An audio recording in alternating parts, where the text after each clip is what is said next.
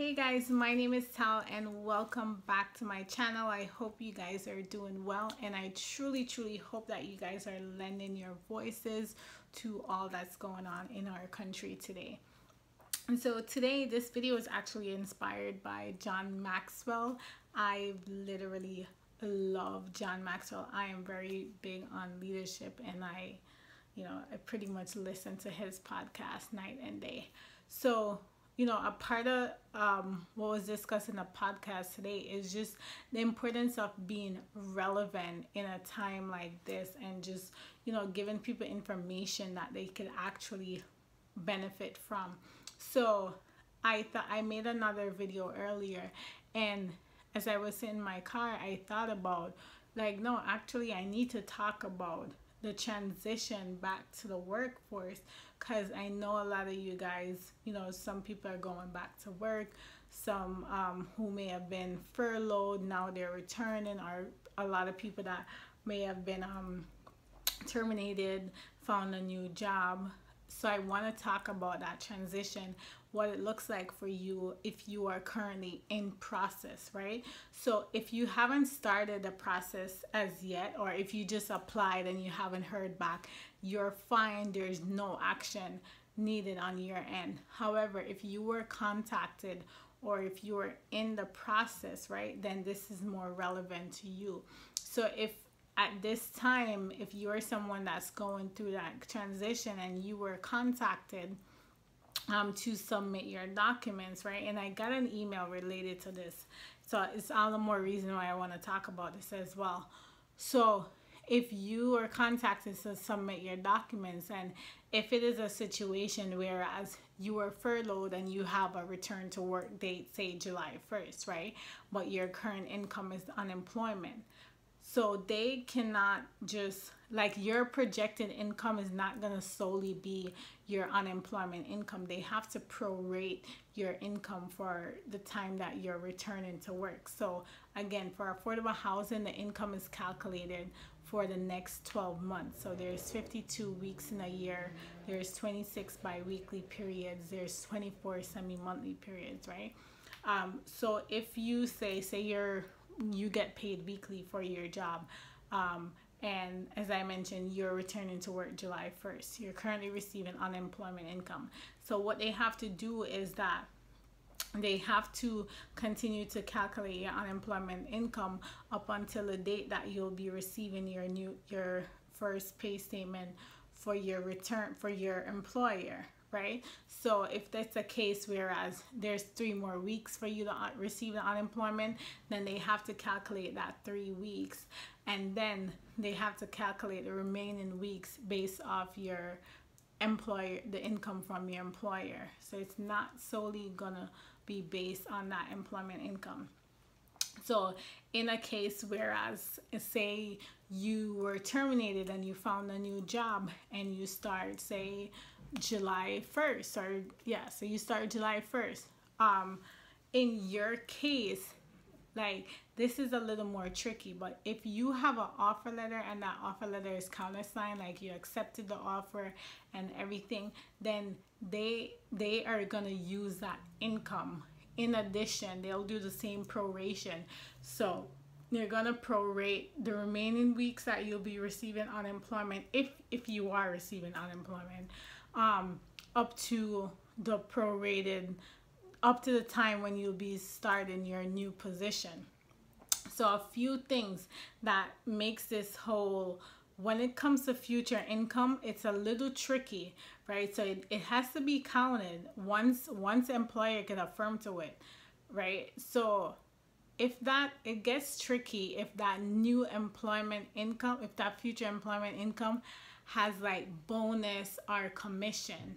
The reason why is for affordable housing, we have to be able to project all of your income. I know a lot of things are out of your control, and a lot of people always say, well, it's unfair, what can I do? So in affordable housing, we have to be able to project your income some way, somehow, right? So if it's just say you have you say your start date, as I said, is July 1st, and that offer letter says July 1st $30,000, benefits XYZ, right? Then you're fine. And it's countersigned. If they write the employer could say, yes, everything is good, we're just waiting for the start date. Then you're fine, right? They do the proration. But it gets tricky when if that offer letter says $30,000 plus commission or plus a bonus, right? Because once there's anything in addition to your salary, your regular salary, we have to be able to have either a range or the exact amount. So I know it's a very uncomfortable conversation to have with the employer, with a future employer rather. The last thing you already think like, oh my God, I don't want to hassle them. I don't want to ask them to be providing all this. But at the end of the day, let me tell you this. They have an HR department. This is what they do. Like, you're not asking anything that's abnormal. Like, I get it's awkward and this is the last thing you want to do. You don't want them to change their mind, which they can't legally do. Not that they can't, but I would hope that they don't. But that's their obligation. This is what HR department does. They verify employment information in addition to other information. So in a case where if it says bonus and commission, right, it gets tricky if they cannot provide that number. If it says $30,000 plus a $5,000 bonus, then you're fine, right? But if it says $30,000 plus eligible for bonus or plus eligible for commission, then it gets tricky. So here's how you could address that. Here's an insider tip. It doesn't always work because it's really dependent on your employer. So what you could do, right, is ask them for a structure. Like, you want some metrics. Like, I remember I had a few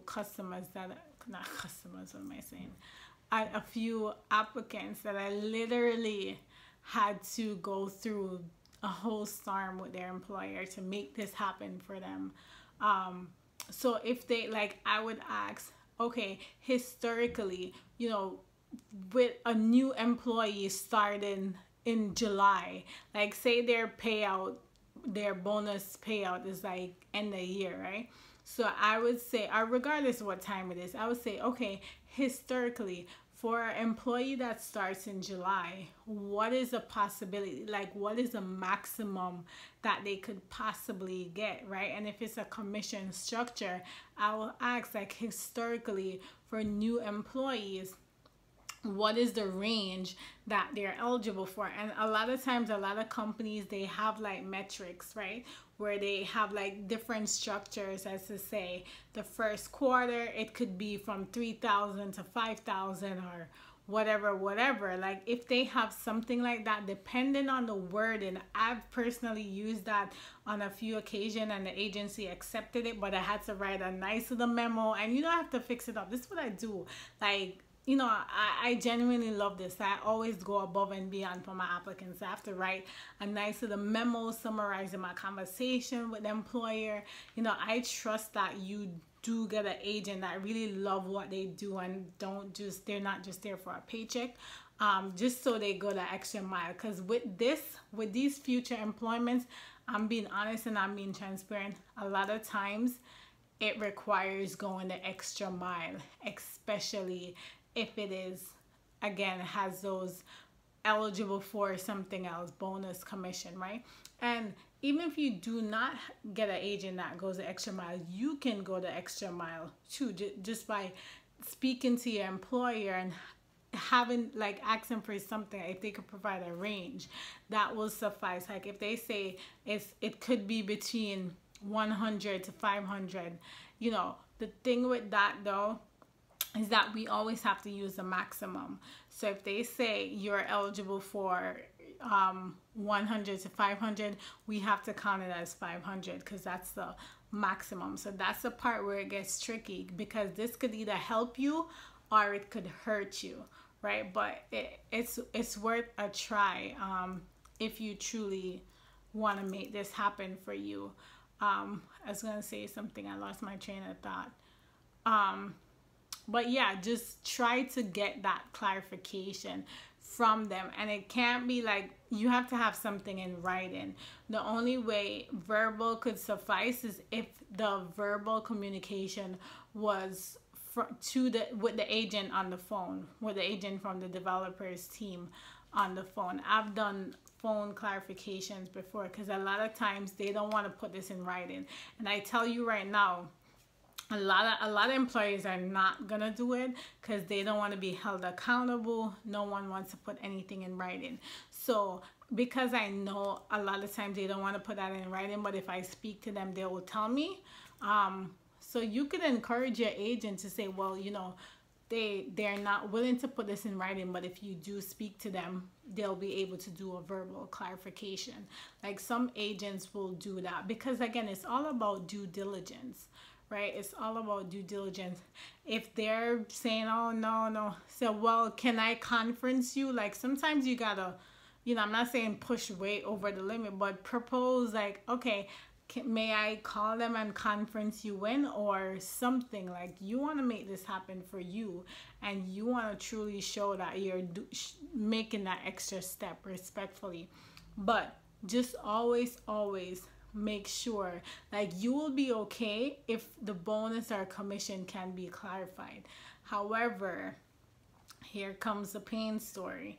Like if they are unable to provide any clarification, like, I'm sorry, we do not know what that commission will look like, or we do not know what that bonus will look like, unfortunately, they will not be able to project your income, and therefore they're unable to project your income. You know, they can't disregard the fact that you're gonna get a bonus or a commission, even though it could possibly be that you don't even get it. But once it's listed there, they cannot just disregard that. So if it's a case like that, unfortunately, your application will be rejected, because they just do not have enough information to accurately project your income. But you know, it should never be immediate, oh, you're rejected, oh, you have a future income, you're rejected. It should never be that. So if you encounter that situation, just, you know, tell the agent, one, I have an offer letter, and two, you could speak to the employer, or you could verify additional information with the employer, just to make sure they're doing their due diligence. As I mentioned before, the city issued, HDC issued guidance that, you know, applicants should not be rejected solely on their current circumstance, and that developers are supposed to do their due diligence. So don't let them cut you short. Even if they reject you for that, you can appeal by gathering those supporting information. I had this young lady, I'll never forget her. She worked for Chase Bank, and I'm telling you, she went so hard to get that. Like she is a special case, man. She went above the HR department. Like she went off, but she got what she needed. She got the apartment too, you know. So sometimes you really gotta, you know, I'm not telling you do anything crazy, because she really pushed the limits, because she went above her HR, because she was determined to get that information, but she got it, you know. So all I'm saying, don't throw in the towels right away. You know, try, see what information you can get. I gave you this insider tip so that you know that you can clarify this, and it is not an immediate rejection. All right, so I hope that this information helps you guys. Continue to be of good courage, continue to do your part, just stay on top of things, educate yourself, and things will go well for you. I'm here to support you in whichever way that I can. Continue to, you know, if you have questions, leave them in the comment, and I'll be sure to respond to it. And I said this in my previous video, if I missed a comment, it's not intentional. Just send it to me again. Say, hey, you missed this comment, can you please advise, and I will respond. And also the emails, guys, I'm trying my best. Trust me, I know I have a few emails to respond to, but bear with me, because these emails that I get are very long. Like, it's not a quick 2 minute. Like, sometimes one email could take me like 10 minutes or 5 minutes. Maybe 10 is dragging it, but like 5 minutes. But just bear with me. I will be sure to respond. I appreciate you guys. And, you know, I'm praying for you. I'm hoping for you. And I want this to happen for you. I want you to have that experience of truly, truly, you know, getting approved for these affordable housing. And if you do get approved, please share that with me. Like, drop in a comment, and please like the video. Like, if this information was helpful, like the video, subscribe to the channel, share it with a friend. Don't keep it for yourself. Just, you know, give me some feedback. And if you use one of the methods that I told you and it worked for you, let me know in the comment, because I want other people to see it and be encouraged. Because, you know, me saying it and actually people knowing that there's actual results from it is a big difference. So please, like, if any, not just this video, but if any video that I did, you followed through on those steps and it helped you, please comment below and let me know. If my email response helped you, please let me know. I appreciate it, and I appreciate your feedback. You guys are amazing, and never in a million years I would have imagined being on YouTube doing these videos. Like, but I'm so grateful that I actually took that step, and I'm so grateful that so many people are being blessed by these videos, and I appreciate you all. And I will post another video. Hopefully I post it tomorrow. Once, it's just bugging me because I need to remember what else I wanted to say so I could write it in the description. All right, guys, I think I spoke enough for tonight. I will see you in another video. Thank you for watching, and have an amazing day.